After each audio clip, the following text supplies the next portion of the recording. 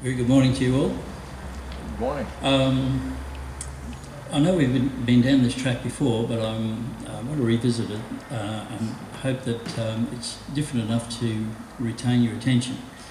The title of the creation moment is Flight in the Natural World. And we start with a scripture in Job 12, verses 7 and 9, which read, "But ask now the beasts, and they shall teach thee, and the fowls of the air, and they shall tell thee. Who knoweth not in all these that the hand of the Lord hath wrought this?"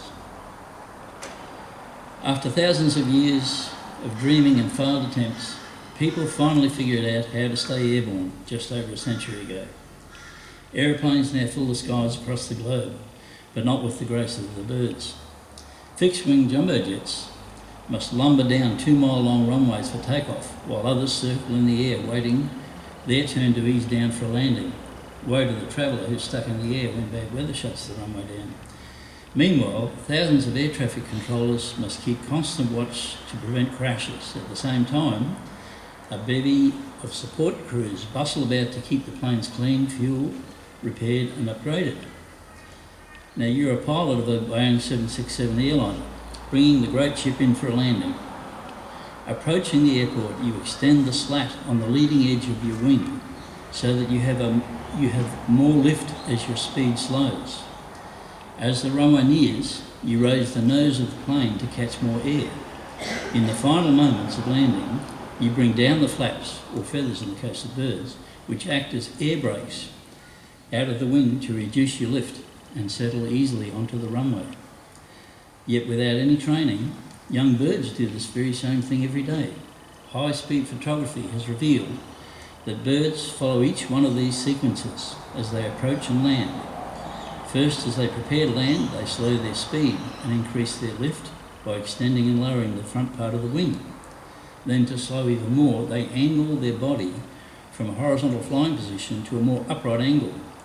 Finally, they drop the feathers on the back of their wing, after which the plane's feathers are named, to settle nicely on a tree branch with virtually little effort. Those of you who watch nature shows would have seen the descent of birds.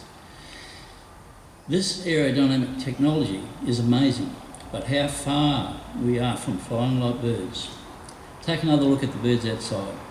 A hawk soaring effortlessly far overhead, turning with a flick of its wing, or a flock of roosting sparrows that takes flight in unison, or a joyous songbird flitting through thick trees without a care in the world about damaging its wings.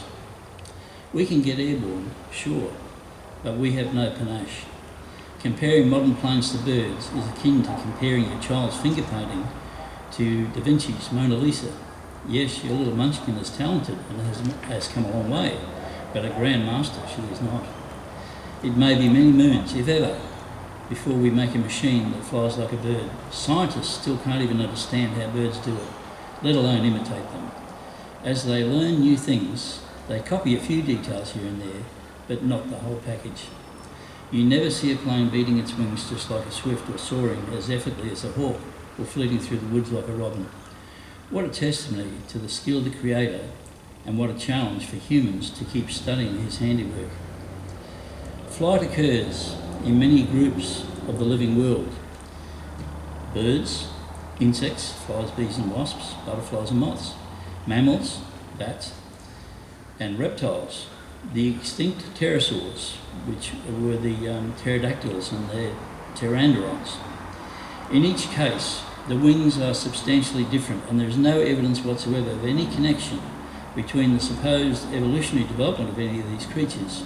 For birds, consideration must be given to a number of major things, such as their feathers, their bone structure and muscle arrangement, their breathing mechanism and integrated design. Each one is worthy of study in its own right. No fossil structure transitional between scale and feather is known, and recent investigators are unwilling to found a theory on pure speculation. In the reptile to bird theory, the evolution is faced with not just one impossible hurdle, that some reptiles grew feathers and began to fly, but two other hurdles as well. These are that flight evolved again when some rodents, like mice or shrews perhaps, developed a skin-like surface and developed into bats. And then quite separately, some insects grew very thin scales to become flies, bees and butterflies. This theory is called convergence in evolutionary literature. However, in reality, each class of creature in the supposed development of each case of flight is in fact anatomically different, with no connection being made even by the most ardent evolutionists.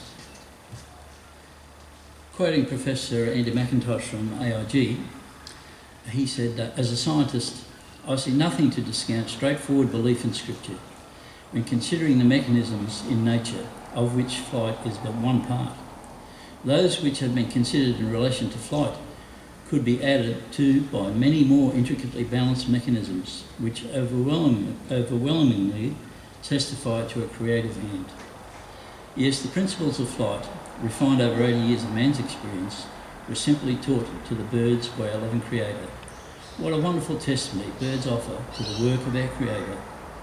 And we conclude with Psalm 139:14b, which reads, "Marvellous are thy works, and that my soul knoweth right well." Thank you for listening.